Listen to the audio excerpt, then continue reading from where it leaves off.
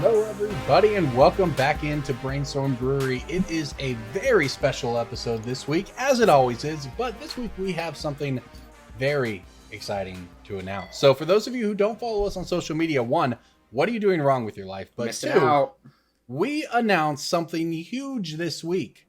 We teased it in the Discord, and now it is live. We are giving away one of every dual land from Revised. 10 duels going out. All you have to do is go to tinyurl.com/BSB-duels. Remember, that's DUALS. This is a dual land, not a We should not get a that duel. other one and give away like an arena and a contested cliff just for like, hey, you're a who can't spell, but you should still get something. That's okay, and that's Jason. Everyone, that's the gruff exterior of Jason's comedic style. Is that how we want to put it? Yeah, I would say that probably sums Jason up pretty well right there. But that's Jason. I'm Corbin Hostler, and that other person you hear, that's DJ Douglas Johnson. We are Brainstorm Brewery. We've been doing this podcast, the three of us, for, 3 or 4 years at this point. We previously started this podcast with Ryan Bouchard and Marcel MTG. If you're looking for the old episodes, that's what you'd hear. So we are very quickly, we're on our way here up to episode 400. We have some big stuff planned when we get to 400, just for everyone who knows. But right now, tinyurl.com/BSB-duels. All you have to do is enter. It'll make you go look at our Facebook page, go follow us on Twitter, all these things. It won't make you do anything. You have the power of choice. That's right. Yep. So you have the option, if you would like to enter, to win free duels. No up strings to 6 attached. entries. Everybody can get up to 6 entries. The contest lasts all month. At the end of the month, we will pull winners and then contact them via DMs. That's right. So a little bit. So we are assuming we're going to have some amount of new listeners here. So for those of you who've been listening for 8 years, which is some of you out there we've been hearing, bear with us for a little bit. But we just want to kind of introduce ourselves and who we are and what the podcast is. So Brainstorm Brewery, like I said, it's been around for 8 years. We started off as a finance and brewing podcast. We very quickly realized that none of us are expert deck brewers. We dropped that. And these days we focus on the finance aspects as well as everything going on in Magic. It's a one-stop shop here. But we focus on ways to make the game affordable. You know, we're not here telling you to go buy out cards. We're not some secret evil MTG finance underground. We are just 3 guys who have run card stores, who have run TCG player stores, or in DJ's case, who work as a buyer for vendors at Magic Fest. So we have a lot of experience. I mean, we've run our own stores at home. We've run the online thing. We've been writing we've written finance articles. Yeah, we've written finance articles in some form or fashion for the past decade. So suffice to say, we think we know what we're talking about, but we also have a lot of fun around here. So I'm Corbin. I do Mining Modern and Punting Pioneer on YouTube for cool stuff. I was previously with Channel Fireball and TCG Player. I do a lot of the editing for different websites, so I've kind of bounced around as the opportunities come up. I do event coverage for Wizards of the Coast, and for the Overwatch League, I do features as well. So I try to make this esports thing happen. That's me. I live in Oklahoma. I think I'm pretty boring, right? There's nothing crazy here. That's me, Jason, DJ. One of you go ahead and introduce yourselves now. One of us go. Look, dude. Look, man, I'm tired of talking. I'm the professional journalist. I got broadcasting experience. I drive the bus, and then you're like, somebody else do it. You know what? A leader designates. Since I'm a leader, I'm going to make DJ go next. Okay, good work. Perfectly fair. You can do that. I give you permission to delegate to me. My name is Douglas Johnson. Most people call me DJ. I am a buyer, or I was a buyer before the apocalypse happened on the Magic Fest circuit, and will hopefully still be so in 2022 when Magic events return. I run my own TCG store from home and am based out of upstate New York, and so you can see all the sorted Magic cards and Jigglypuff plushies in the back. Those are my employees. They help a lot. And that's me. I Jason, buy and you're the sell EDH Magic guy. cards. Yeah, Jason, you're the EDH guy. Tell us a little bit about what you're up to. Am I the EDH guy? I think you kind of qualify. I've been playing EDH longer than Jason. Yeah, but Yeah. Jason, he's got I'd the do it better, though. He's got the articles, he's got the website. Tell people where they can find you on the internet and what it is you do. Well, if you go to Jason E. Alt on Twitter, I have a pin post at the top that lists the many things I do around the internet. I write the 75% EDH article on CoolStuffInc.com. I write an EDH-focused finance article for MTG Price. I'm the acting manager of EDHRec.com, including the articles portion of it. So if you like the fact that there are articles there, you're welcome. And if you don't like the fact that there are articles there, Blame Corbin Jason. did it. Corbin Blame did it. Jason. So we come to you every Friday. You can find us on your favorite podcast app or on YouTube. And if you're a member of our Patreon, you get access to the episodes a day early as well as some other stuff I'm sure we'll get to. But first things first here, now that we've got that out of the way, let's talk Magic. I hear there were some changes to the ban list. In particular, Magic cards got nerfed.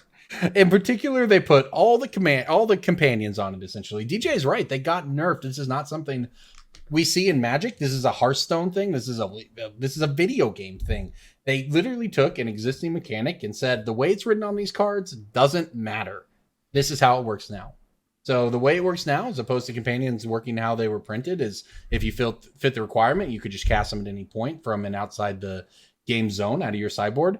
And now you don't do any of that. Now, if you want a companion, you can pay 3 mana at any time during your turn as a sorcery to put it into your hand.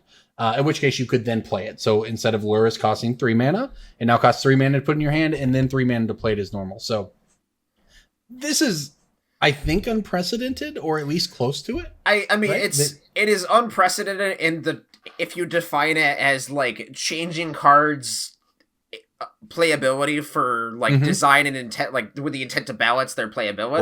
Right. We've had functional rule changes in the past where it comes to like erratas, where cards were printed but they weren't intended to be printed that way. Like Hostage Taker can't exile itself; it can't go infinite. Right. But even though it's printed on the card that it can, we've had rules changes in the past where like entire sweeping game mechanics have changed and impacted the card's playability. Like when the Planeswalker legendary rule was changed 6 or 7 times, like Rakdos Return now has 1,800 more words on it if you look at the actual errata. Well, they did actual power level errata up until 2006, where like the way the card actually functioned was completely different. Something like Flash, where it just like wouldn't put the creature into play if you didn't pay. Yeah, that was the Wild West of Magic Rules days back then. That was back when like the card actually didn't work as printed. You didn't add extra words to it or anything. It's just like it didn't do what the card said. It didn't function within the rules of Magic. Yeah, like Impulse is like shuffle your library, and everyone's like, no, Impulse doesn't shuffle your library, even though the card literally says to. Like that's pretty funny. They've chilled a little bit on the but well, like as recently as 2006, they're like, no, Flash literally doesn't work that way. Yeah, man, but that was 15 years ago. This is, I mean, in modern times of Magic, like DJ said, Hostage Shaker is a good example. I think Walking Atlas back in World Waker. Yes, Walking Atlas was a misprint in that it is still an artifact creature. Yeah, they didn't have artifact printed on it or something. But DJ, was it a misprint or was it a subtle tease for Eldrazi? Colorless creature. At that time, there had been no non-artifact colorless creatures. I don't think it So was. just saying. My guesstimate. I have not talked to Gavin or Mark or any other person who would have insight to this, but my guesstimate would be that it may have been like an Eldrazi in World, like one of the first Eldrazi, and then they changed it because they didn't want to have Eldrazi in World Wake, and then somebody forgot to move a type line, and yeah, it was probably something like that. But yeah, so with companions now, it was all over the place. It was 60-70% of the metagame in older formats, and Standard was obviously going to be overrun by companions always. So they completely nerfed the mechanic. I don't know what it means. I assume it makes some of them almost unplayable in older formats, which is good because one mechanic should not make up 70% of the modern metagame. It just shouldn't, especially when that mechanic is incredibly repetitive. I definitely still makes the really expensive ones that are getting control decks just the same essentially. Like I think this impacts certain cards out of the 10 harder than others. I think your Ryan is the one that is least impacted and that you want to play that card later in the game anyway. He means Yorion for everyone listening at home. Okay, hey Corbin, Orion, the star. Ooh, how do you pronounce that? I understand, man. Look, hey, I believe you would pronounce that Orion. Tell me how you pronounce the word. You would pronounce that Orion. Okay. So this So is this Yo has got to Ryan. be Yo Ryan. It's like a Orion, the star with like a sideways hat or something.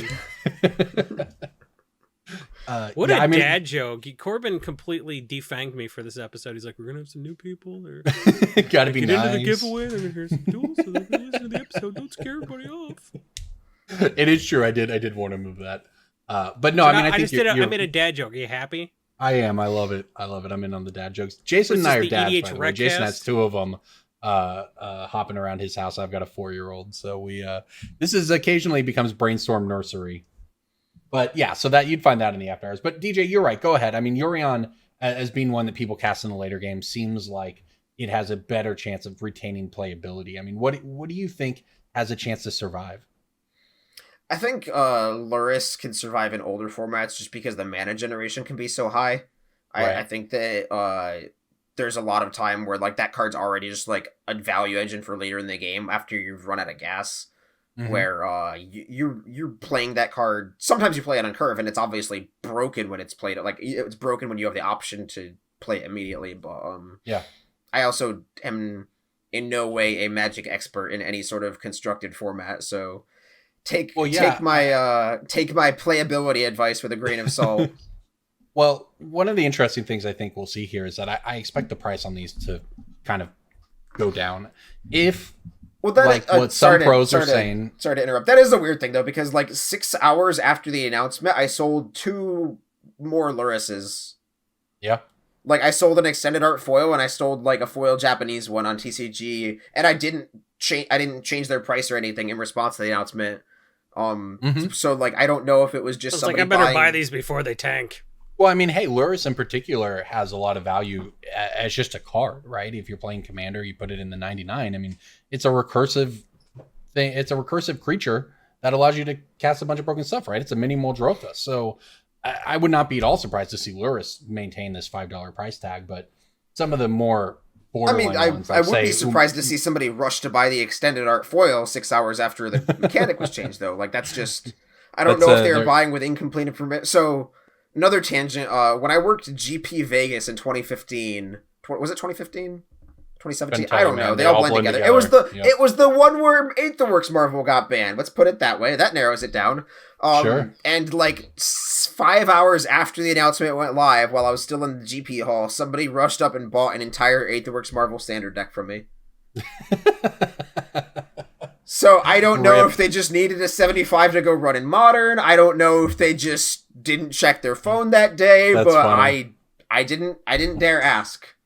That's great. I mean, we'll see. The thing is, it's going to kill cards like Umori or probably Obosh. I mean, Obosh is one that has seen Modern and Pioneer play, and it's a pretty decent standard deck, but these aggro decks, and you're right, Luris in older formats where it can recast the mana generation, it's not such a big deal to pay 3 when you're recurring Black Lotuses with Luris, but something like Obosh, paying 8 mana to get that effect is way worse. So I do think it's basically going to kill some of these for sure, companions. And I mean, I made the joke about them banning the entire mechanic out of constructed Magic, but I actually appreciate that they did this because this is the kind of thing where everyone was sick of it, and it's been a month, and you can't even play paper Magic.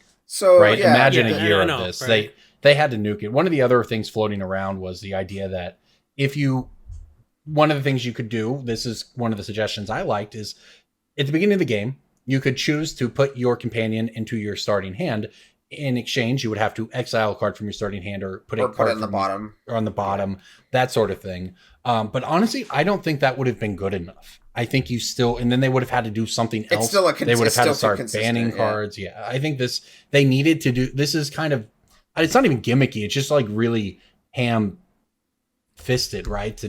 They just arbitrary, this now costs 3. It's not a reworking of the mechanic. It's literally a complete restructure of it.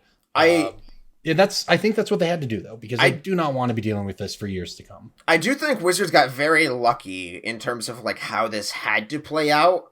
I don't think they got lucky in that like they designed a broken mechanic. I think that they got lucky in terms of like after the results of this mechanic being broken, the timing during which they had to change it is one in which there's basically no Magic events being played in paper, and a vast majority of people who are entering the game right now, I think, are coming through Magic Online and Arena, and those are outlets for the game in which they can change the card text on the card without impacting physical cards.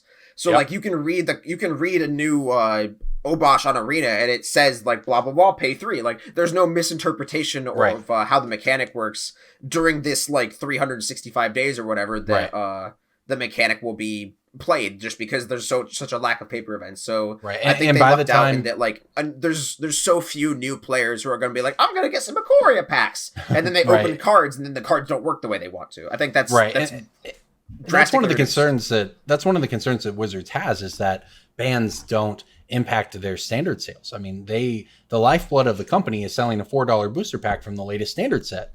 And as a result, you almost never see cards banned until that set is not rotated, at least, but is no longer being open. They waited to ban Oko until we were near the next set, right? That's just how it works. So, well, they say they are getting lucky in this case that but who they knows don't if have to that's worry a about deliberate thing on their part, or it's just like we need a couple I'm sure it is. months to see what's actually happening. We need some tournament finishes. I mean, I think it's both, right? Like if they it's obviously advantageous for them to wait as long as possible to ban a card in standard. So in this case, though, yeah, I mean, they lucked out. By the time you have paper events to worry about early 2021, I mean, these cards will still be legal, but it doesn't matter, right? They're not impacting sales at that point, and everyone's going to know how they work. So it works out. But I mean, speaking of broken mechanics, did you know that making free Magic cards was a bad idea? Could you guys have guessed that? No? Just me? Just the idea that let's try it again with Treasure Cruise. Oh God, everything was ruined. How could we have? Okay, what if we force them to play it for free with Hogan? Oh no, it broke again. Okay, guys, the mechanic is called Affinity for Companions. If you have your companion, the spell's free. It's Oathbreaker. We did it. It is. I mean, we joke, but it's just so crazy to me. It's every single 5-year span. Wizards prints new free mana cards, and they don't work. So here we are. They work too well. That's the issue. It's not that they don't work. Well, sure. It's that they work very effectively. From a game design standpoint, they don't work very well because they break Magic every time. Yes. And we've already seen, didn't take long for Once Upon a Time to go. And oh, by the way, now Fires of Invention is gone. And it needed to go. God, it was Once a Upon real a Time problem. is a marginally playable card, but they made it free sometimes, and it still was broken. Like, would you play Commune with Nature right now? Like, of course not. I would not pay a green mana for that, but it's like, it's free sometimes, and you're like, well, hook it into my veins. I'll pay $19 for that. Well, yeah, funny. I mean, Fires of Invention was just so egregious. It tripled your mana. I think everyone is, it doubles your mana. No, that card triples your mana because you just play 2 spells and then you can activate all the abilities. I think this will go this is going to shake up Standard to an extent that the companion change would not have. Because if you think back to Worlds in February before we had companions, it still was a bunch of Fires decks and decks that would beat Fires decks, like the control deck PV won with. That was the metagame. Fires has been the rock of the Standard metagame since it was printed, and which somehow wasn't even a year ago, by the way. But now it's gone. Since Oko was unprinted. Yeah, so we're going to see, you're right. I mean, we're going to see an extreme shakeup of Standard moving forward. So I think it's going to be very interesting. They banned an EDH card in Standard. Agent of Treachery? Like, that's a sweet EDH card. I didn't tell people to spec on that because I'm like, well, it's just like an EDH card. It'll go up slowly to $3 over the next 2 years. Yeah. It's crazy. I mean, I think that card was print an nuts. EDH card that somebody at like Team Channel Fireball would be like, oh, we need to be playing Pyromancer's Goggles to break the metagame wide open. Everyone's like, are you sure Seasons Past is the card we need in Standard? And they're like, yes, absolutely. And I'm like, you can buy these at rotation. And then I look like an idiot because I'm like, I knew the card was good, but I didn't think anybody else would care. That's how I feel about Agent of Treachery. I'm like, this is my favorite card in this set. Don't buy it. So just somehow the metagame evolved for it to be the most broken thing. Fools of us all. But there's so many ways that the metagame, and people maybe don't understand this, but when Wizards makes a set, they design a Standard format, they don't know how it's going to go. I mean, obviously, as you can tell by all these bans, but even in a general sense, when they think they know what's going on and what the decks are going to be, they don't know how it's going to work out. They just put the cards there in case it works out that way. So there are so many ways Standard could have developed where Agent of Treachery was not ever played. Instead, Standard evolved in a certain way and had the right cards around it, like Luca just printed, that made and Winota as well, made Agent of Treachery just this broken thing you could do. So it's just a metagame it's bizarre. made Agent of Treachery good, and then another different metagame later made it good again. Yeah, it's sort of what happened with Agent. Yeah. All right, and the price went up a second time. I didn't see that coming either. Like sometimes, look, we're not the best at playing Magic, and we can't predict what pro players are going to do. If we could, we would just be the best Magic players ever. So, sometimes.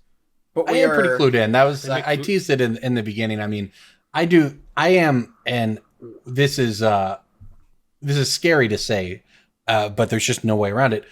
Somehow I am the Brian David Marshall of 2020. I'm the person who's writing the features about every world champion, about every Pro Tour winner, about every Mythic Championship final. It's me. I mean, of the people who were at Worlds, the competitors, I had written features on all but like 2 of them over the past year. So, when we say we don't know what the pros are going to do, we have a good relationship. We're not completely clueless here. We are in contact with pros and we keep up with stuff. And I have a lot of contacts to be able to keep up on everything that's going on. But like they said, I mean, we're not going to break the meta, but we do know enough to keep up with it to be able to tell where things are going a lot of the times. And what we view our job is not so much telling you exactly what's going to happen in Standard, but how to respond if this thing happens. An Agent of Treachery is kind of an example of that. We would not have predicted that it become the best card, but we have advice on what, on buying and selling it, given that. So with that said, I assume you should just be dumping all your Agent of Treacheries. I mean, do you think it's going to be good enough in EDH to rebound in a medium or long term, Jason? No. I think I think I'll want to pick, if it was bannable, it's probably not getting reprinted anytime soon. So like I'll want to pick it up when the price bottoms out. Mm-hmm. So here's what you do. You go to a site that tracks prices graphically. MTG stocks, MTG, Echo MTG, Goldfish, MTG price. One of those sites, they will list all the past prices, and they'll have a graph, like each little data point is like a day that the price is taken, and you'll watch the shape of the graph. And when it like starts to go back up, which means the price is rebounding, that's probably when you want to buy in on this. But like, it's going to go to the bottom now as everybody that has agents and like nobody wants to buy them because it's banned. They're going to be like, nope, I'm trying to get rid of this. I paid $3. I'll take $3 at this point, but someone else is selling for $3. They're like, screw it, $2.90. And then somebody else is like, yeah, I'll take $2.80, and they race to the bottom. When people start buying the $2.90 and then the $3 and then the $3.10, and all the cheaper prices start to disappear, the graph will show that. And when the price starts to go back up, that's when you want to buy in on this. So I wouldn't do it now. I've been wrong about this card's price twice before, but it's got to this time. Listen to me. This is probably only relevant to Arena and not its paper price, but I believe the card was also suspended or something in Historic because it was also very silly there. This card not likely to see a bunch of competitive play moving forward. All right, let's jump into our new segment, Sudden Substitution. For those who don't know, this is where we take a commander super staple, so to speak, your Worldly Tutor, your Vampiric Tutor, all of these cards that are very good in Commander and widely played, but also very expensive. We know not everybody has the budget to make it work. And the truth is you don't need to spend $50 for an expensive card. A lot of times you can get almost the exact same job done for a tenth of the price. So that's what we're going to do today. Today we are looking at Land Tax. Land Tax is a very old Magic card, but also a very powerful one. At your upkeep, you can get basic lands from your deck. If an opponent has more than you, you can go get 3. So this card has spiked recently. It's $30, almost $40 right now. And for a 1-drop that just gives you land drops, it doesn't even ramp you, that's pretty pricey. So today we want to talk about cards that you can use to replace Land Tax to go a little easier on your wallet. Jason, why don't you go ahead and lead off? I want to talk about a brand new card whose price really isn't established, but the fact that it's in a pre-con that you can get for like MSRP, and there are other valuable cards in there.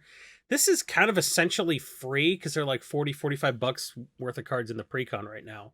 Because the prices didn't really crash because stores didn't get their allocation of Commander 2020. So it's a whole deal.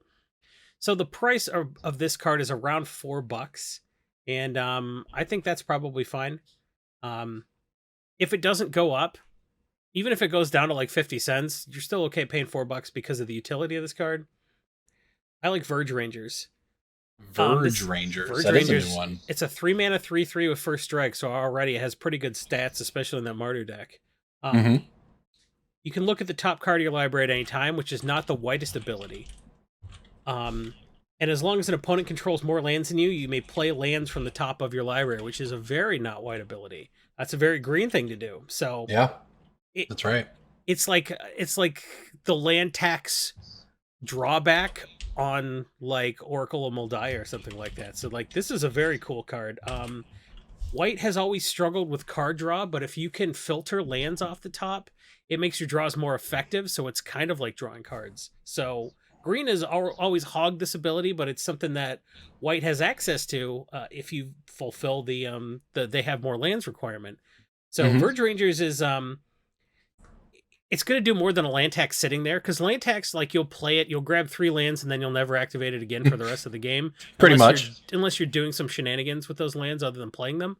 Verge Rangers is going to smooth out your draws for the rest of the game. It's going to give you information. You can look at the top card of your library, which will help you scry and stuff like that. It's just it's a very good card, and it's an ability white has always needed for a long time. It also doesn't give out information like Oracle of Moldiah does. Like, sometimes Oracle of Moldiah just peeks a Crater Hoof Behemoth, and then you have a bunch of guns pointed at your head. Yeah, pretty much. I'll jump in next. I've got a similar vein. I mean, all of us will, but Boreas Charger. This is a weird card. I won't blame you if you don't know what it does. It's from Commander 2018. 3 mana, 2 generic and a white, 2/1 flyer. When it leaves the battlefield, choose an opponent who controls more lands than you. Search your library for a number of plains cards. Doesn't say basic. Plains cards equal to the difference, and reveal them. Put 1 onto the battlefield tapped and the rest into your hand, then shuffle your library. I've played against this card in an Amanatu deck a time or two, and it has destroyed me time and time again just because of how many cards you get out of it. It just keeps going. Any way to blink it, any way to bring it back from the graveyard. All of these things are incredibly powerful with Boreas Charger. And the best part is it's $1. Literal $1 for this card. And it is very powerful. It's similar to land tax. It's not something you're going to drop on turn 1, but it has a bunch of upsides of its own as well. Very, very powerful. I like it. In the same vein as if your opponent has more lands than you, I have a Portal card. Okay. It was originally printed in Portal. It is Gift of Estates. This is 1 and a white sorcery. If your opponent has more lands, search your library for 3 plains, put them into your hand, and shuffle. Not basic, so you can get a Plateau, a Scrubland, and a Savannah. Or you can get a Hallowed Fountain, a Temple Garden, and a Sacred Foundry. You can get a lot of different things. You can fix your mana in a dual color deck without just getting basic plains. And this is immediate. It's getting your lands immediately as opposed to waiting a turn with land tax. And I played this in my Archangel Avacyn deck for a very long time, and it was actually just reprinted. It was very, very expensive for an uncommon up until recently. It was around $3. Then it got mystery boosted right in the face, and you can find it for $1 now. So, I mean, Gift of Estates is my favorite way to pay 3% the price of a land tax while getting probably like more than 50% the effect. Yeah. Absolutely. So just a reminder to everybody. Portal's given us some pretty good cards over the year, honestly, like some stuff that we still use in other formats. Yeah, I mean, it's which is interesting given, just the way that set was made and where it kind of exists in the Magic history. Portal's like, once you ban everything, you'll be back for sleight of hand. Oh, you'll be back. Just a reminder to everybody, if you like any of the cards we're talking about, please check out our very generous sponsor, Channel Fireball. There is a buy list promotion going on with Channel Fireball right now where you can win any number of goodies, from boxes to individual expensive cards to bonuses. All of this just by sending in your cards to Channel Fireball. So if you like any of the ones we're talking about and want to pick them up, check it out there. And if you want to buy list any cards, that's the way to do it. And speaking of buy listing cards, let's jump right on into Breaking Bulk. That's how you do a transition right there, ladies and gentlemen. It is. I think that one was great. And you won't convince me otherwise. Breaking Bulk. Breaking Bulk time. Breaking Bulk time. Break. Oh, yeah, Breaking Bulk. There's so much good stuff. It's a pick. Breaking Bulk. The end. So for those who don't know, this is the game where we try to make each other guess. I mean, the rules change every week, so I'll give you the brief breakdown here. But we try to make each other guess a card from a set that we regularly receive in bulk that many people think is bulk, but is not. And the idea behind this and a lot of what we do here is that you, as a Magic player sitting at home, probably have a lot of value in your collection you don't know about. The number of times we've seen people say, oh, I can't afford this card, or oh, I can't afford this deck. I can't do this. And then we get into their binders, we get into the boxes, and you pull $100 out in 50-cent cards they didn't know they have. Yep. This is my job every week at Magic Fest. Just, I really like that mana drain in your case, but can you just check this 8-volt Fat Pack box to see if there's any value?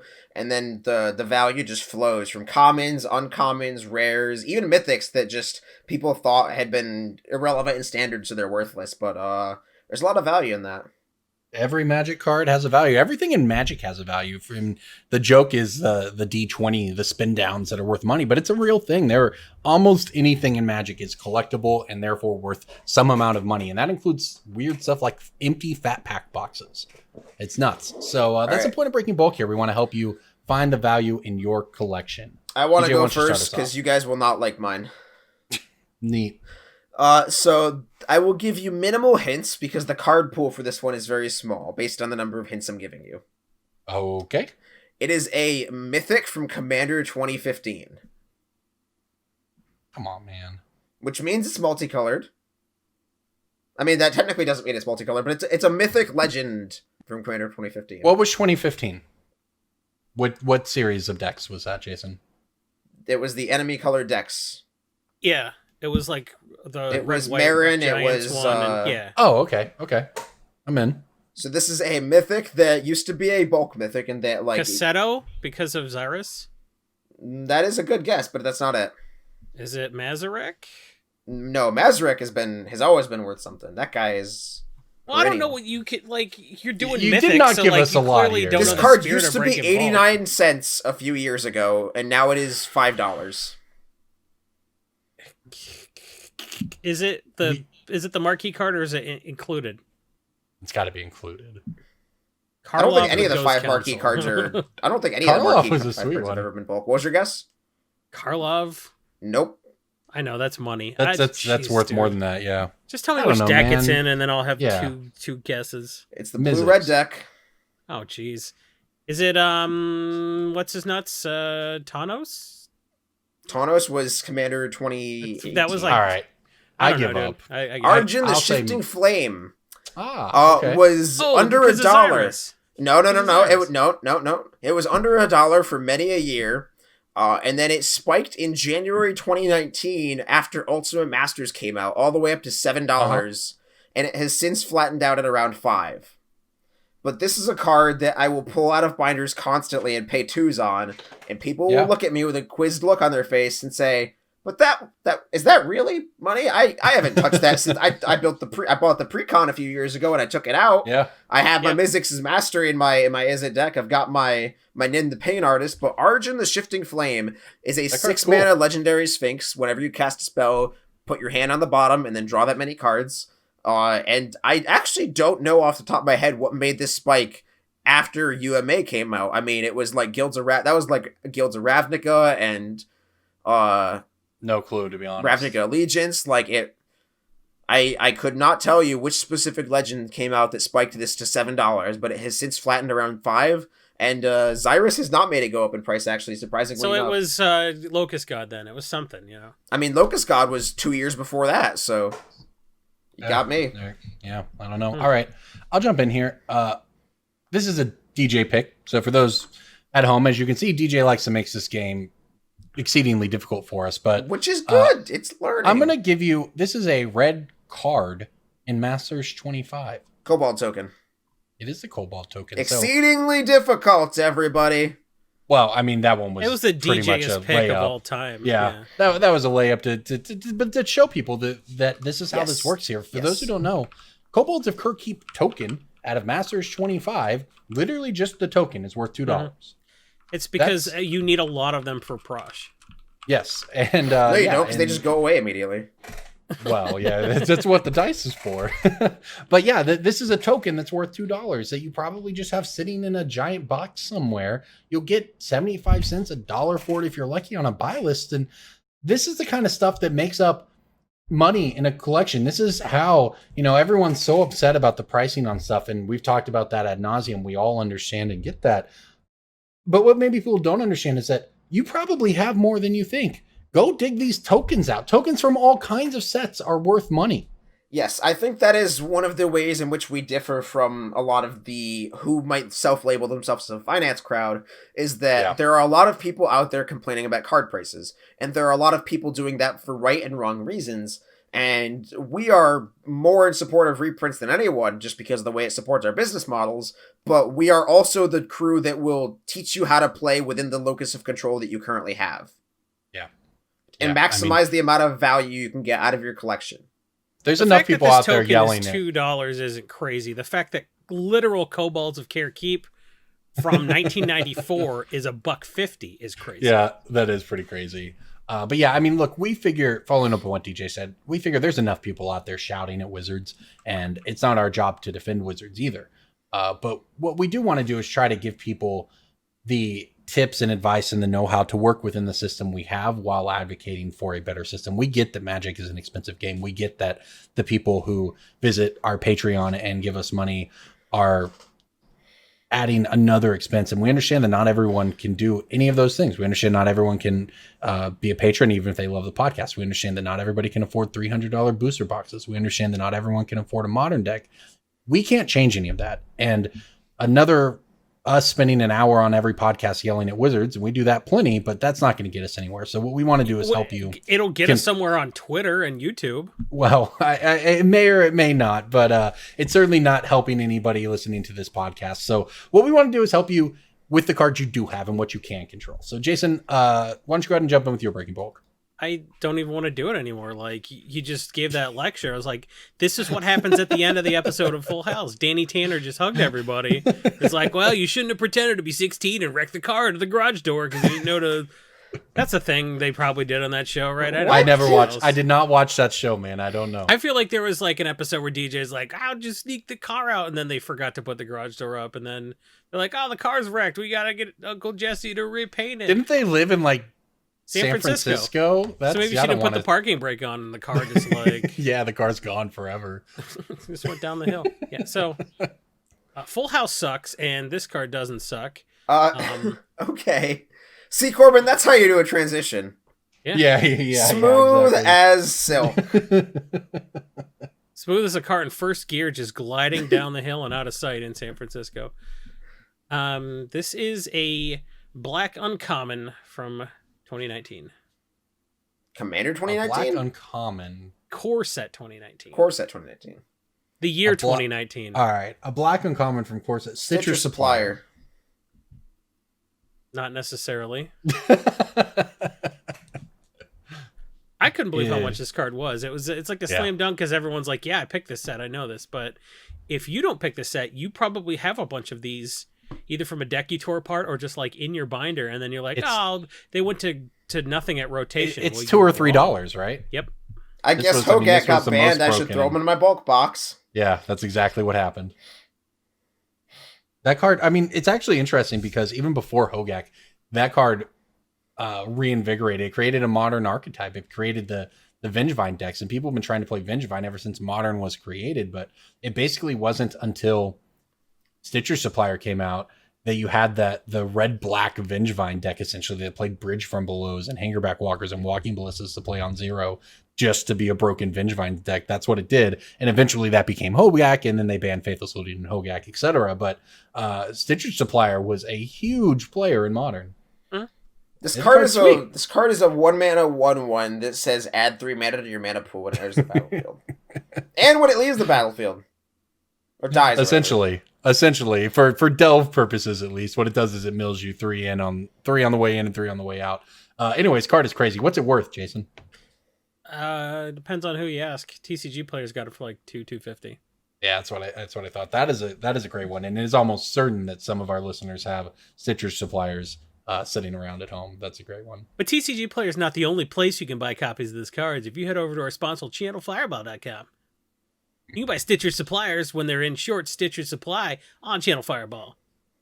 Your source for Magic the Gathering cards. Do you need channels? Do you need fireballs?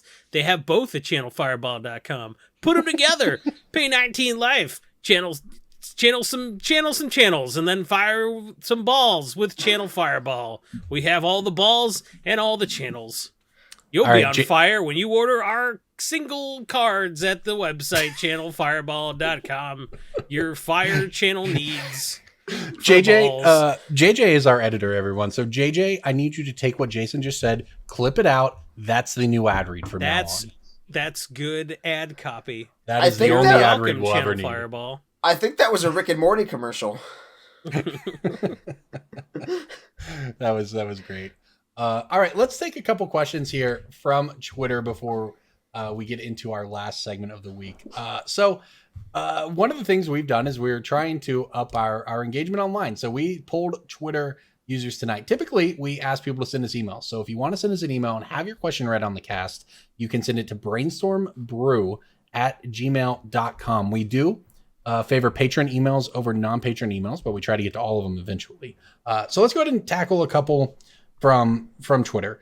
Joey D says, what do you foresee the future of Paper Magic being, and what should we be doing with our Paper Magic collection in the meantime?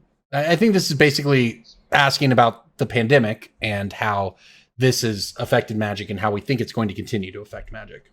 So, Jason might know this more than Corbin, but Corbin, do you know what a water bear is? No. Or a moss piglet, or the little microscopic being? Yeah, the water bear, the little... Oh, okay, that's what we're talking about? Yes. Then perhaps, yeah, I think I know what we're talking about. You might have seen it on like r/TIL or any sort of like... Yeah, sure. Basically, it is this tiny microscopic 8-legged animal, and it is sort of infamous for being unkillable in all environments. Oh, a tardigrade. Yes. Colloquially known as a water bear. Yes. You Googled that, but if you... See, I remembered it was called the tardigrade because they survived the space shuttle explosion. They were doing experiments on them in space, and then all the debris fell to Earth, and they were looking in the wreckage, and they're like, oh, these survived. Yes, you can find them in volcanoes, like at the bottom of the sea. Like they are one of the most resilient animals and species known to mankind. That's paper magic. That's where we're going with that. Okay. Like paper magic will survive like the heat death of the universe, and we'll see cards like floating in space in like this Rick and Morty-esque like post-apocalyptic multiverse theory thing. Man. Like just see like spin downs floating in the barren wasteland of and DJ's floating by. He's frozen in space, and he's like, "That's worth $3."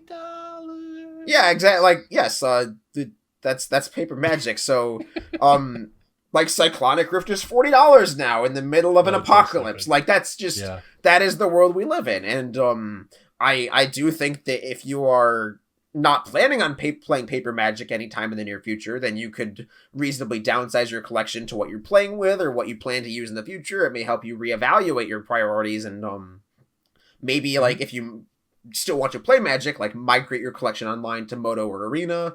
But I would not fire sell, and I would not panic sell Magic right now is my point. I do think that paper Magic will thrive and survive and live past this. I am not like Jordan Peele sweating meme right now regarding the However, I didn't tell you that it was a good idea to completely foil out your modern deck. You got tricked into that. Yeah, we're talking specifically to Joey D here. Yeah, you got tricked in, and like I didn't tell you not to do it because it was a funny meme, but now you have a foil modern deck. That's nice. I got a lot of those. So here's the other thing worth talking about is right now, because of the pandemic, and we've mentioned this on the podcast before, but that no paper events doesn't just mean that DJ doesn't have cards to buy. It means that no one has cards to buy. And no one has cards to sell.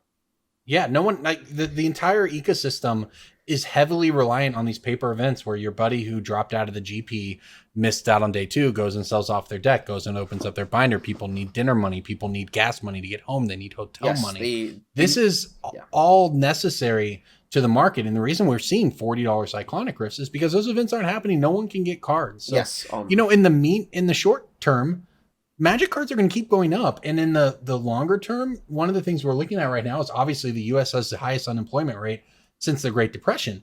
But if you look back at the only other comparable event, the Great Recession of 2008, where everyone was getting destroyed, it was horrible. It was the setback an entire generation.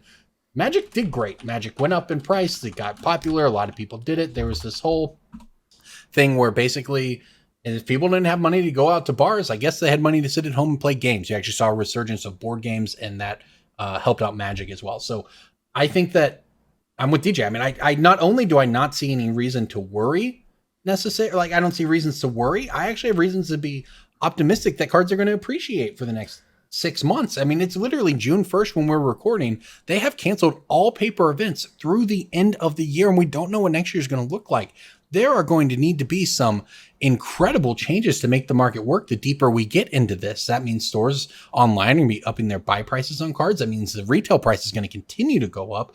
You're going to see stores probably get more aggressive in pushing their buy lists. This is unprecedented in the history of Magic, of having to deal with something like this. Now, there's up and downturns of Magic. There's events that happen. Worldwide events affect the game, but nothing has ever just outright canceled Magic for a year. So this is really going to have some interesting impacts on prices. Next question. What is the likelihood of Brew Crew Party 2 Electric Boogaloo occurring in 2020 or 2021? Low. 2021. Yeah. So what, this was from AJ Hewitt. What he's asking about is, in 2019, as part of our sponsorship and our partnership with Channel Fireball, we actually hosted a party at GP Indy last year. It was in the event hall right across from the GP. We gave out a bunch of free stuff. We had hundreds of people come through. It was great. We'd planned to run that back every year. Clearly that won't be happening this year, but you can look forward to it in 2021. All right, next up, from Mark Churchwell. Do you think that an annual mystery booster product is the best current solution Wizards has to the reprint problem? I don't think they would do it annually. No. Mystery boosters were really good though for reprints. Yep. But I think they'll continue to find clever stuff to do. I really like Battle Bond as a reprint, Battle Bond type set. I think they're working on something else like that. I think Mystery Boosters was sort of a way to tide us over until they figure out what the next thing is. But I think Battle Bond Part 2 will come before Mystery Boosters Part 2. But I also what do I know? I don't have a boss at Hasbro breathing down my neck. So yeah. I also think Mystery Booster is just a very difficult machine to put together, I think. Yeah. If you listen to the episode we had with Gavin Verhey on talking about it, he went into all the difficulties they had in literally just getting that set to print, because they don't just have assets from cards 20 years ago, and they had all kinds of weird rules. It's a very fascinating story. You should go listen While to. Also trying to manipulate it to be a limited all-star event, because that was the primary function of that set, was to draft. It's a cube draft. It's a chaos draft. That's the intent. And chaos draft. It is not like they weren't brainstorming around a table thinking, how do we get all these cards to lower their prices? They were, how do we make a cube draft in a product? So I don't think that is the primary vessel for reprints. I do think that they can, like Jason said, I think they'll figure out creative ways. I think they've been very, very good at that. But I wouldn't rely on Mystery Booster 2 at any point annually. All right, I just think that it's too much, right? Especially as big and unprecedented. It was like 1,000 card set or whatever. Yeah. 15 something, I think. Yeah, it's nuts. That's just it was just like a cool, funny thing Gavin did, and I don't think it's necessary, but I think it was welcome. Does that make sense? Some people are like, you're in the finance game, you must hate getting blown out by reprints, but honestly, we really don't. We love them. Because even if I'm holding copies, I'm still like, well, I was holding that for 20, but now that it's 10, I can buy them for 5 and sell them for 10. I'll sell way more at 10 than I was going to at 20. So even losing, $10 on the $20 copies that I paid 10 for, so I break even, I break even and then I get to double up. That's way more. Yeah. And that's a pretty common misconception, right? Is that the MTG finance community, which I guess includes us, must be buying out things and must hate reprints and must want cards to be expensive. We don't want any of that. We want the cards to cost $10 so that we can actually buy them from people and resell them to people. $200 cards are not good for us. Well, that's I would love to buy $10 cards for $5 and sell them for $9 all day. Yeah. There's just I mean, there's also just like a logical economics component to that, if you want to call it, where like once a card reaches a certain price, it becomes exponentially harder to sell. Like Volrath's Stronghold is a really good example of that, where like that card's really, really easy to sell for me when it was like 20 to 25. And now that it's 55, like I just have a lot of them that I can't sell. They don't move. People aren't willing to put forth that minor upgrade to their deck in exchange for that amount of money, because they can just buy half a new deck, or like watch a YouTube video that says like buy this new fun deck for $80, and then that's their Volrath Stronghold money. Like Doubling Season is another really good one, or like Phyrexian Altar before it got reprinted. Phyrexian Altar was like at this $50-$60 threshold where nobody was willing to pay for it, and then it comes out in UMA and we sell trillions of them at $10-$15 and now it's actually creeping back up into that like unreasonable price point, where or not a price point, but unreasonable price. Caught myself. Range. That was good. Price range. Yeah. You almost got caught. All right. A price point is a range. I've got but a one price more range here. isn't a price point. I've got one more, and this is an interesting one. I'm just going to read this tweet as it says from Christopher Brown. Who is your daddy and what does he do? No, really. What do your parents do for work? My daddy is a neural net processor, a learning computer. What do your parents do for work, and how did it influence you getting into MTG? I mean, I guess I'll start. I was the only one who got to see this question in advance to have an answer ready, but my dad, I think, made it through about the 9th grade. He's from rural Kansas. He never had an education. He never really had anything, had any money. But he worked very, very hard when I was a kid, and he worked a lot, and he ended up becoming somewhat successful and owning his own business and all of this. And what I learned from him along the way was really basically how, I'm not going to say pinching pennies, but how to spend money in smart ways, not dumb ways. We wouldn't blow a bunch of money on going out to eat. We wouldn't go do things that we could do at home for cheaper, that sort of thing. He'd always fix his own cars. And I definitely can't do that, but that's kind of the environment in which I grew up.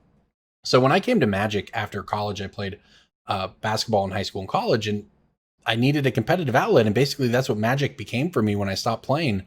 And it started with me as a broke college kid who needed to afford Baneslayer Angels, and I learned to trade. And as far as what that meant is when I got into this money, and there's so many people who are just irresponsible managing their money with their Magic cards. And I just had a background where, the habits instilled in my dad due to not having anything were passed on to me. So I learned to value everything. And that's how we ended up with a podcast, I guess, where we talk about pulling nickels out of your bulk. But it really does work. It's you got to have the right habits. What about you guys? Yes. Go ahead, DJ. So my father was and still is a high-functioning alcoholic who spent 30 or 40 years of his life in retail. And he just has always just sort of focused on, or at least when I was a kid growing up, he always just tried to focus on his career more than his family. And I just sort of learned to adapt to that lifestyle and just focus on myself. Be on your own a little bit. Yeah, be on my own more. Yeah. And my mom during that time worked as a cafeteria worker in the school and the elementary school we grew up in, just to be closer to us. And so we definitely didn't have a lot of money growing up. And again, that was sort of my thing. I played Yu-Gi-Oh! Competitively from around like 4th grade to 10th grade. That was my competitive drive. That was my game that I focused on. And I just learned to trade and get value in that game, and just eventually transitioned that to Magic throughout high school and college. And when my parents didn't have money for anything, that was my... Again, just like you in college, that was my lesson. I learned to look up buy lists on Memnite when Scars of Mirrodin was in Standard, and scrape across the draft pods for extra Necropedes and trade those into the store who is paying 50-cent store credit. Get my Ink Moth Nexuses for my competitive Infect deck. Just that was how I And for grinding those up. who don't know, DJ actually started his own TCG player store when he was young, when he was in college, and paid his way through college and some amount of grad school with just flipping Magic cards. My Twitter bio says that I went to college for MTG Finance. And what that means is that I have an undergrad in psychology, and I went to grad school for about a year for mental health counseling before I dropped out and just like dove full into Magic because that was what was working for me.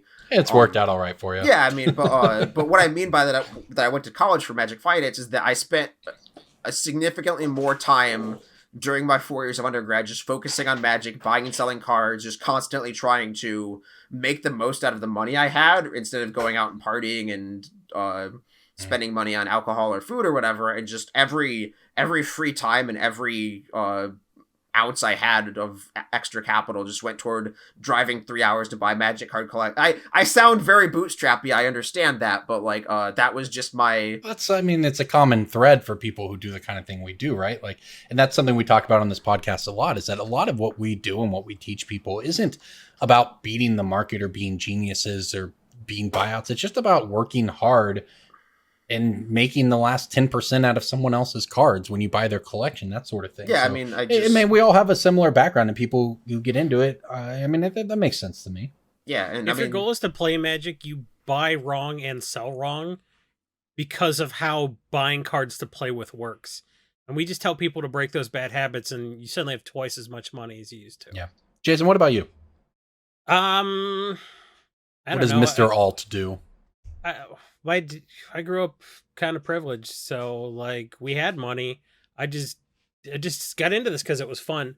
So what happened was I was working in the pharmaceutical industry, and I was on like a 1-year contract, and they had the option to hire me at the end of it. And I was hanging out with Bouchard a lot because he was at the LGS where I went up in Lansing, Michigan. So Ryan and I were hanging out almost every weekend doing Magic stuff. And he's sort of like, I'm quitting my job. I'm going to do this Magic thing full time. And I was like, I'd love to help you out and kind of learn some of the backpack grinding stuff you'd been doing. Because I was selling on Card Shark at the time. Like that's what you had to do. We've been through all levels of platforms in this business. I was selling on Card Shark. So like once I sold all the stuff I didn't want, I was like, I kind of like going to the post office and sending stuff out. So I was trading for stuff at the LGS, and I was, sort of like just real minor binder grinding type stuff. Mm-hmm. Just because I really liked selling. So I was just like, I was out of stuff of my own to sell. So, so I told Ryan I'd love to like learn a little bit from him. And when my contract didn't get renewed, I was sort of like, I get unemployment for 18 months. So now would be the perfect time if I'm going to do something like this to just start going to GPs. So Ryan and I went to like every GP. I was in a different city every weekend. He took me on the road with him. He introduced me to Kelly Reed, and I pitched a series for Quite Speculation about how it'd be like, here's what people are saying on Reddit. Here's how people are frosting their cupcakes with mana symbols on Reddit. Because I thought if we mentioned Reddit enough on Quiet Speculation, people would notice that and they'd be like, oh, well, we'll mention Quiet Speculation on Reddit. So that was how I got my start writing. So I was hanging out with Ryan, going to GPs, finally writing a column. Ryan invited me to guest on episode like 5 of this podcast because he had to you were just at his road. house. Yeah. No, we were on the road. Okay, sure. You guys were, you just happened to be together. So, so he's like, you just want to like jump in on the podcast and talk about the series you're writing and stuff like that. So I guested on an episode, and then I was at his house when he recorded again. So I guested on another episode, and there was chemistry. And then now you guys are stuck with me. And then we've been stuck with Jason for 385 episodes since. And I managed to like ramp up the stuff I'm doing to now where I'm like, I'm writing 2 articles and I'm managing a whole website, and I'm still like doing stay-at-home dad stuff, but I'm making like actual money from Magic. So like it is safe to say we've all come along. That is I think that's one of the most important lessons all of us have learned from this too, is that it is so important to just have multiple cookie jars, and just be facilitating just as many threads of income as possible. And then if you have some sort of 9-to-5 or if you have some sort of day job, just slowly siphoning off of that until you have enough cookie jars to sustain yourself and your family, because not none of us did the whole like, well, I guess I'm just gonna throw that to the wind and hope I can build from scratch. We built from scratch to the point where it was like our regular job is taking too much time from our side hustle. And then we just sort of felt comfortable with enough cushion to dive into that while it was still going, and then we had more time to devote to it. Right. So Yeah, that is... Jason started in a lab. I was a sports writer. DJ was in school, and eventually, you just get where you do. That's if you want to do it right. Is making your side gig or your hobby into a business is not for everybody. It's the dream, but it's a dream that a lot of people realize is not for them. And we all have significant safety nets with our significant others. And I was going to say intolerant significant others, yes. Yeah, that helps. Because you do need a support system, because like I didn't make a ton of money when I first started. You know, it took me a while to get my TCG player store up and everything like that. You know, eBay, stuff like that. Like Card Shark, I was going to the post office a lot. So and you also need a support system for when you get the customer service message of like, I ordered this 6 months ago and I just found out that it has a tiny nick in the corner. Like you need a good support system for that too. You need somebody else who's not invested. Yeah, you need someone else to take over the computer and type the message out to them. Yeah, what you type, you're raging. Yeah. All right. Well, that was fun. I'm glad we did that. This has been a cool episode. So, last thing before we go, we do this. This has been a cool episode. He says, like, yeah, we're good at podcasting. We've been doing this 8 years, almost 400 episodes. You'd think we would accidentally get it right a few times. Yeah, but when is the last time we got a? Well, this has just been a very reflective. It's just been a very chill podcast. All right, no ranting. Everyone's happy. This has been fun. So this is so boring for everyone who likes this podcast. Like, if you're here because you want a dual land, it's cool. Welcome. But like, if you're into this podcast, I don't know what to tell you, man. You'll be okay. We'll be back. We got some after hours. We got some after hours for you. If you don't know what that is, we have a Patreon at patreon.com/Brainstorm Brewery. If you're new to this cast, I know I would recommend this to everybody, but like really, if you're new to this cast, for $1 a month, you can have access to our Discord. $1 a month is nothing. It's 20 or 25 cents an episode. But the Discord is like the real value of the Patreon. So we always tell people, hey, don't worry about the merch. Like if you want to learn anything from us, go to the Discord. And just tag us. You'll be making, you'll be learning how to buy at the right time and sell at the right time, like instantly. And you'll be making money out of your collection you didn't know you had. So if you're a new person here, check out patreon.com/Brainstorm Brewery. The Discord it's high value. It's the $1 you can throw away for the Discord to see if you like it seems worth. We've got lots of other tiers and lots of other perks, and I'm sure you'll hear all about those in the future. So if you're interested, check out patreon.com/Brainstorm Brewery. So final thing, it's I think the longest running segment we've ever done. Pick of the week. Pick of the week. Pick of the week. Pick of the week. Time for the pick of the week. This is where we pick the cards that we think are good pickups right now. And this is not an invitation to go buy out cards or anything. What we typically do is look at cards that we think are going to go up. And sometimes it's a long term. Sometimes this is going to go up in a year. Be aware of it. But the idea is to help clue people in on cards before they start spiking. And the point is to point out organic demand, because that's the only way any of us sell cards. Is we it's impossible to sell cards by just like strangling the supply chain and then just forcing somebody to buy mode at $900 or whatever. Like we find the cards that we know will still be selling a year from now thanks to Commander players or competitive demand. Nobody listens to this podcast, and you know that's true because you only started listening this week. This is the first that we've been doing this for 8 years and you've never heard of us. So like we don't have the power to pump and dump. Yeah, that's right. I will start though. I'm going to highlight a pretty cool card here. Marchesa the Black Rose. So this was printed originally in Conspiracy and then Commander 2017. It's Grixis, 4 mana, 3/3. It has Dethrone, which doesn't matter much. Like, but when you attack a player with the highest life total, you can put a counter on the creatures that attacked. Other creatures you control have Dethrone. So you're going to need a bunch of counters on your creatures. Whenever a creature you control with a +1 counter on it dies, return to the battlefield under your control at the beginning of the next end step. I said that almost doesn't matter because in my experience, this is often used as a combo card. Not a lot of attack steps involved, but it's a very powerful card. It's a great aggro commander.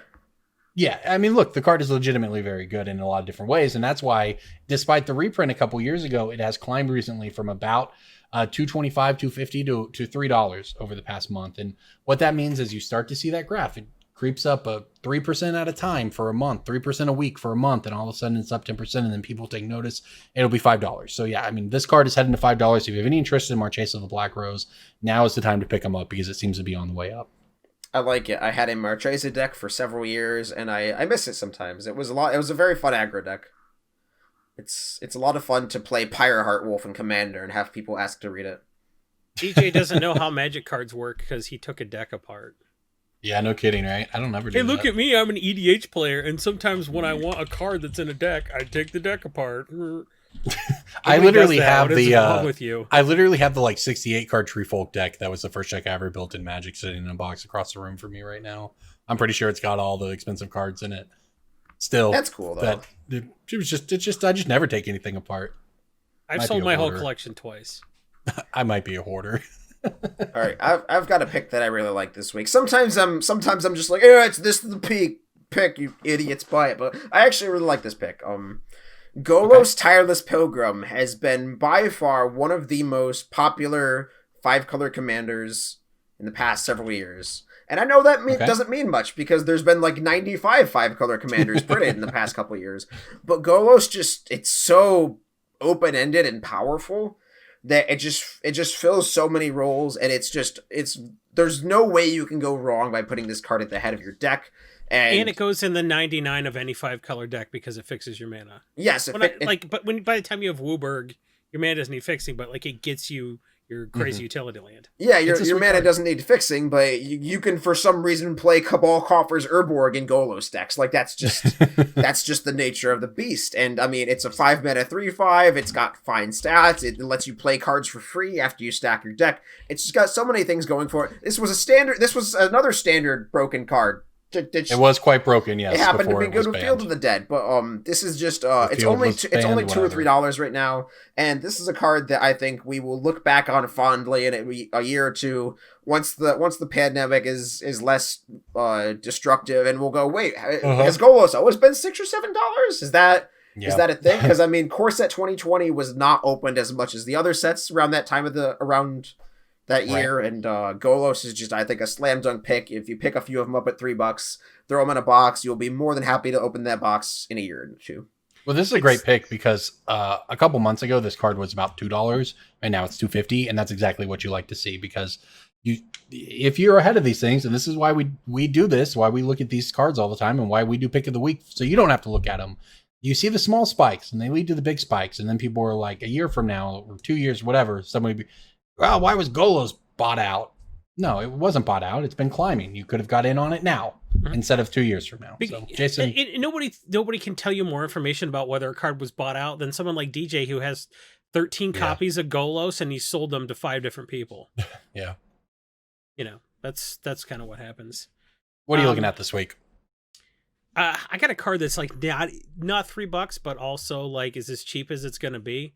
Okay. And it's gotten a few reasons to go up recently, but I don't think it's the price is caught up to what's going on. The card, of course, from those clues is Cathar's Crusade, which has That's a sweet one. 3 printings, 4 if you count Commander Anthology. This is Cathar's Crusade will always be a $10 card if you let it. If they don't reprint it for 2 years, it'll go back to $10 no matter like what price it was. This is one of my most sold cards on TCG Player of all time, I think. Wow. This card's there you go. absurd. Sometimes people are playing EDH for the first time and they like, it can't possibly say that. I was playing Magic when Avacyn Restored was out and this card was printed in Avacyn Restored and I would have played this card. No, People this just card's don't nuts. realize how good 5-mana, 6-mana cards that they'll never ever play in Constructed. All it takes is a creature are. coming into play. You put a counter on every other creature. It's Every a other combo creature. machine too. I've died to this in stupid Marath a million times. Cathar's Yeah, it's a good Crusade, one. it makes tokens huge, or it just like makes something with persist. Just go nuts. It also You know, has an that's- apostrophe in a very frustrating spot. Because it's Well, not yeah, it just does. one You have to- Cathar, I it's know. multiple. Yeah, man. You can't have one Cathar grow to Crusade. You got to learn. This is one of those you learn early on. The apostrophe comes after the S. All right. Well, Everybody, thank you so much for listening. This has been Brainstorm Brewery. Please direct your feedback to our Twitter account, to email brainstormbrew@gmail.com. Thank you so Our much. Discord for channel listening. also has a feedback channel. That's right. Podcast Discord channel. You podcast feedback Discord channel. Hit us up there if you want to be a part of our community. So everybody, new listeners, thank you so much for giving us a chance. Old listeners, thanks for bearing with us as we did what is probably some amount of rehashing for you, but we'll be back to sort of our more, I'll say normal, but nothing's ever Listen, normal we got with this 11 new podcast. listeners, and we got to do an orientation for them. Otherwise, That's right. That's right. No, I mean, this is pretty much what you can expect every week, everybody, with just maybe a little less exposition. So thank you again so much for listening to Brainstorm Brewery. We'll see you next week. But we hopefully see you next week.